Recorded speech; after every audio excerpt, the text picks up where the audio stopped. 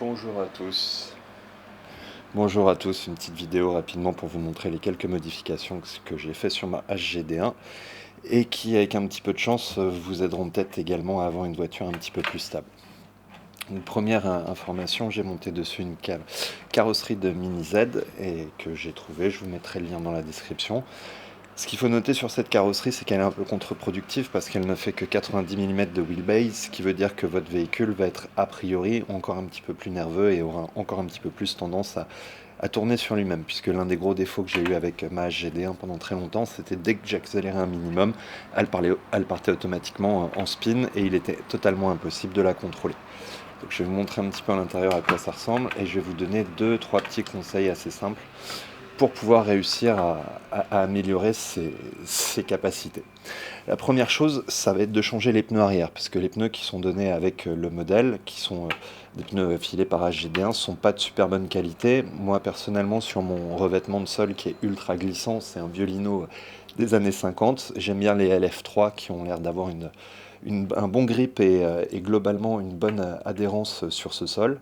À l'avant, j'ai utilisé les pneus originales qui sont filés avec la SGD1, mais je pense que utiliser une paire de atomiques en pomme comme ça, donc avec cette forme ronde, ce serait peut-être une bonne option.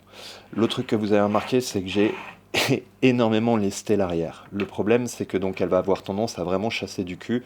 L'une des raisons pour cela, c'est qu'elle est à mon sens, un petit peu trop légère à l'arrière. Donc j'ai ajouté approximativement, chaque plaque ici fait 10 grammes, donc j'ai 10, 20, plus encore 2 fois 5, donc 30 grammes de rajouter sur l'axe arrière, sachant que j'ai gardé l'axe solide, je n'utilise pas de différentiel à billes ou de choses comme ça. J'ai pas changé également le pignon, mais que je peux vous inviter également à changer. Si vous mettez un pignon avec plus de dents, a priori votre voiture sera plus souple. Ce qui nous emmène au point suivant, qui est globalement le SC qui est fourni avec. Donc j'ai un modèle brushed. Le SC brushed qui est fourni avec est vraiment, je trouve, de très bonne qualité. Le truc, c'est qu'il est quand même relativement puissant. Donc surtout dans votre radio, étant donné que le drift, le but du jeu, c'est pas d'aller vite, mais c'est de contrôler ce qu'on fait, je vous conseille d'ajuster le EPA, Endpoint Adjustment, de façon à limiter votre accélération, ou plutôt votre vitesse maximum. À partir de là, vous aurez beaucoup plus de proportionnalité sur la gâchette et ça vous permettra de mieux doser les gaz. Donc sachez que sur cet ESC, je suis à peu près aux alentours de 55% maximum en accélération, puisque sinon j'obtiens un véhicule qui est, encore une fois, va chasser des fesses et va être totalement incontrôlable.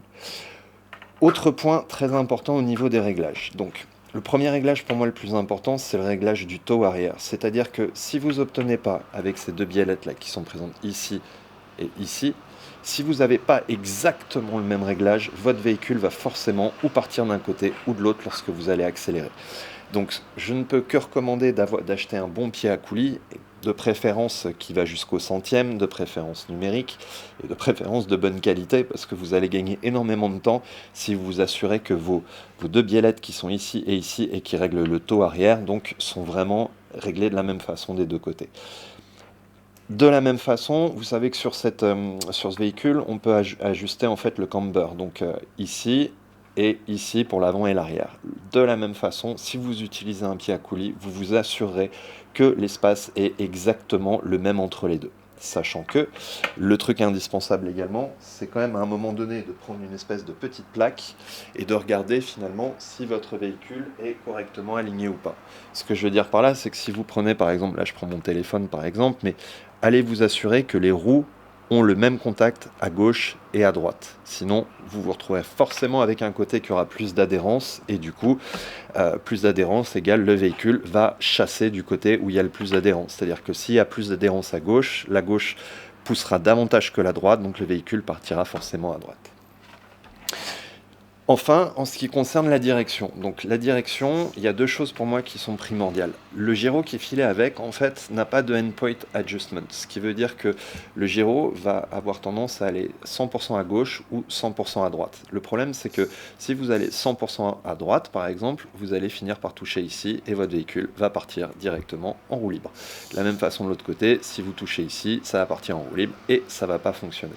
La solution, c'est donc d'utiliser un gyro comme ce qu'on trouve trouve là depuis quelques temps, puisqu'ils étaient un petit peu en rupture, un petit peu partout, on va dire un peu plus difficile de se procurer. Moi j'ai la version Yes Racing, mais ce sont globalement tous les mêmes. Vous les reconnaissez parce qu'au lieu d'avoir deux petits curseurs ici, vous avez un petit bouton, et donc il est souvent labellé version 3, donc Giro version 3.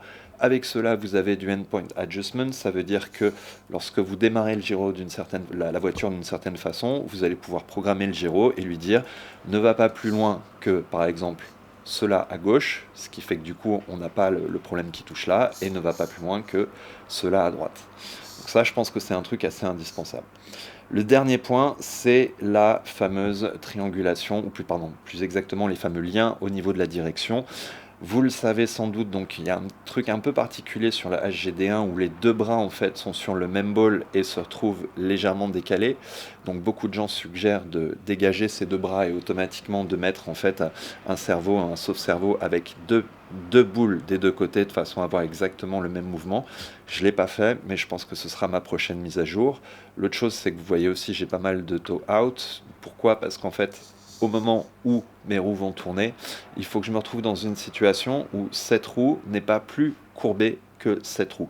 En fait, il y a une règle assez simple qui est que si la roue en fait extérieure a plus d'incidence que la roue antérieure, votre voiture va forcément partir en vrille, quoi qu'il arrive. Alors que si la roue antérieure est globalement plus tournée, donc et une ouverture, on va dire, donc qui est plus importante que la roue extérieure, votre véhicule va avoir tendance à slider et non pas à tourner sur lui-même. Voilà. Que dire d'autre? Bon, si vous la montez en 90 mm sur une coque comme celle-là, vous voyez que la particularité de cette coque, c'est que le seul endroit où j'ai de la place, c'est juste au niveau de la canopée du véhicule. Donc j'ai dû minifier au maximum mon ESC et mon récepteur que j'ai on va dire assemblé dans cette espèce de petit avion rigolo. Voilà, vous êtes libre de faire comme vous le sentez, mais si vous envisagez une petite carrosserie, un 90 mm, en tous les cas, sachez que ce sera quand même très serré dedans. Autre dernière chose, si quand même importante par rapport au gyro, c'est globalement, il faut que le gyro soit dans l'axe central du véhicule. Vous allez voir beaucoup de gens qui vont le monter sur le côté ou en décentré, en choses comme ça, mais je pense que c'est pas terrible parce que le concept du gyro, a priori, c'est qu'il est censé détecter le même nombre de forces à gauche qu'à droite. Donc, je vous recommande de le monter plutôt sur l'axe central du véhicule. Si vous le mettez plus ou moins près, a priori, il aura plus ou moins près, de l'avant, il aura moins de débattement, alors que si vous le mettez plus proche de l'arrière, il aura beaucoup plus de débattement. Donc ça influe, on va dire, la position du gyro sur l'axe vertical, influe en fait la sensibilité qu'il va avoir au final. Voilà. J'espère que j'ai fait un petit tour d'horizon assez exhaustif de ce que j'ai pu améliorer dessus. Dernière chose, quand même rapidement, donc j'ai encore les amortisseurs avant, ou plutôt les ressorts avant et arrière, qui sont incroyablement durs. On dirait des ressorts de stylo bille. Beaucoup de gens ont l'air d'avoir des meilleurs résultats en utilisant des vrais ressorts, du style les ressorts de choc, d'amortisseurs atomiques. Donc ça a l'air plutôt pas mal. Et dernière chose également, un petit truc quand même particulier, dans la doc, si vous regardez un petit peu le montage, moi je me suis basé sur la première vidéo chinoise qui était sortie, qui montrait comment monter le tout. Il vous recommande de mettre des shims. Le problème quand vous mettez les shims, c'est qu'il faut vous assurer que lorsque vous mettez bien les deux axes perpendiculaires au châssis, qu'ils sont bien parallèles et qu'ils ne sont pas un tout petit peu écartés. Vous pourrez le savoir parce que s'ils sont un tout petit peu écartés, lorsque vous allez mettre la plaque du haut, qui maintient le tout avec les deux bras supérieurs en fait, vous allez vous retrouver dans une situation où vous allez avoir du mal à les emboîter parce que les deux supports là qui sont perpendiculaires au châssis seront trop écartés en haut. Donc faites attention quand vous mettez les shims à vous assurer que la plaque que vous allez placer au-dessus en fait est bien alignée et qu'il ne faut pas forcer, puisque si vous vous retrouvez à forcer comme moi ça a été mon cas au début, j'avais mis deux shims, c'était trop, un seul et au final suffisant. Avec deux shims en fait la plaque en haut j'étais obligé de forcer, ce qui appuyait sur le diff et sur les roulements et qui à mon avis m'occasionnait aussi pas mal de petits problèmes. Voilà, j'espère que ces quelques infos vous seront utiles et que vous arriverez du coup à améliorer les capacités de votre HGD1 et voilà. Je vous remercie à tous et je vous dis à très bientôt.